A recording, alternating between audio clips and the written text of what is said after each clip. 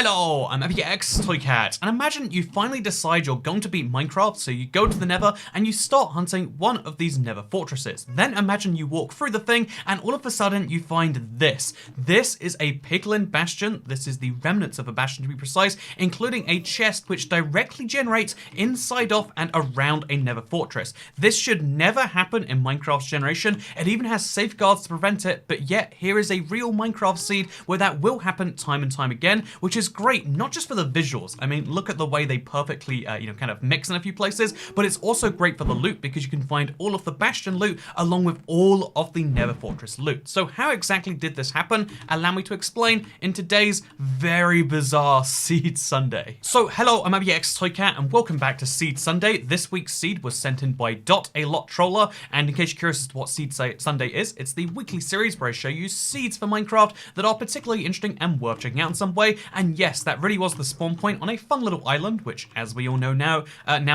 is actually a great way to find, a lot of iron and stuff. But even if you don't want to go into the ocean to find it, there is actually a village found right over here. So zombie villages usually got the hit and miss to them, but this is a really great seed for, I would say partially for a weird speed run, but partially just for if you want a good run, because you get food, you get the access to the village and all the other sorts of stuff, and then you also get access to, that's right, a blacksmith chest. So the blacksmith is this building right here. It has some lava, it has some furnaces, it has a grindstone you might value, but the most important thing to most Minecraft players is this, a chest that can contain things as valuable as an iron helmet, a iron chest plate, some apples, some iron, or even diamonds or obsidian, and you're going to want those diamonds or obsidian because this seed's beauty is in the Nether. But before we go there, and I really want to continue talking about the Bastion remnants mixed with the fortress and the weird way that happened, and indeed how it happened, but before we do, I just want to clarify, this is a pretty cool overworld seed because if you do continue heading this way, what you'll find is just 100 blocks away,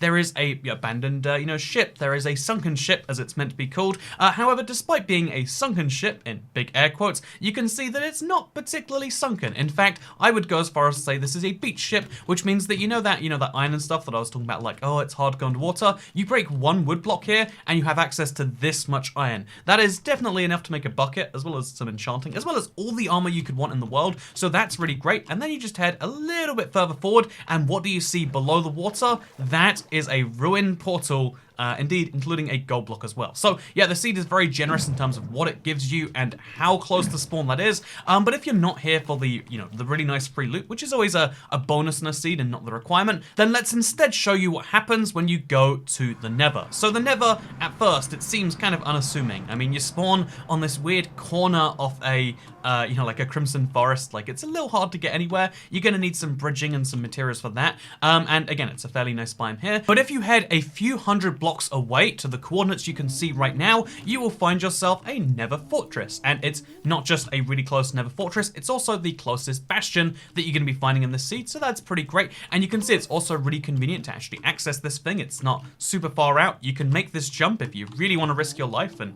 why not, right? But it's a really great thing because it's not just a Nether Fortress. Nether Fortresses are great, but they've been the same as they've been since 2011, so criticism about the Nether Fortress otherwise, this is a more interesting Nether Fortress than the most because of the Bastion remnants that generate right there in the center. And yes, it really is a full Bastion remnants. It's not like, oh, part of it tried to generate here. The entirety of the Bastion remnants, bar this little part right here, generates overlapping with the Nether Fortress, or in the cases you can see right here, removing the foundations of the Nether Fortress to generate. You can actually tell that the Nether Fortress used to be here and was replaced by the Bastion, which tells us an interesting fact about Minecraft generation, that the Nether Fortress generates before the Bastion, because again, to prove that one more time, if the Nether Fortress generated afterwards, then the Nether Fortress would overwrite the Bastion to have blocks here, and yet it did not. So instead, if you want to go across the Nether Fortress, you have to go through the Bastion, which is kind of weird, but in my opinion, a fun little experience that you can totally take up if you want to live life on the hard side. Oh, also that leads to some of the piglins obviously spawning outside of the Bastion and in the fortress. So if you've thought to yourself, wow, I'd like Minecraft seeds but harder, this is the seed for you. So we've spent enough time ogling in it now, and I do want to spend some more time doing that, but let's talk about how this happened, because there is a minimum separation distance specifically designed to stop this from happening. The place where a Nether Fortress generates should never be with a certain number of blocks, it's 100 something, from the nearest Bastion remnants. And you've seen this, obviously the two structures be closer than that before, but how did it just so happen happen in this one crazy seeds case that they generated on top of one another. And allow me to explain that, because the Nether Fortress is not meant to generate near to 100 blocks from the Bastion Remnants, and the Bastion Remnants is not meant to generate within 100 blocks of the Nether Fortress. They both have that failsafe in them. However, that is considered to be starting from where the Nether Fortress originates. The Nether Fortress is a huge structure. Just to show you with coordinates right here, here is one corner of the Nether Fortress. As you can see, another like 100 blocks away, in fact 150 blocks away, here's another corner. Here is a another corner, and then if we go all the way over here, and I want to clarify, we're not going like, oh, it's 100 blocks away, it's 200. We are going a full like 250, 300 blocks away to this kind of like starting cross, the usual thing that starts the Nether Fortress, and then it still goes further over here as well, and it even goes into the wall some more. This is a huge Nether Fortress. I really can't overstate that, how many biomes it goes through, the fact that it crosses through another structure.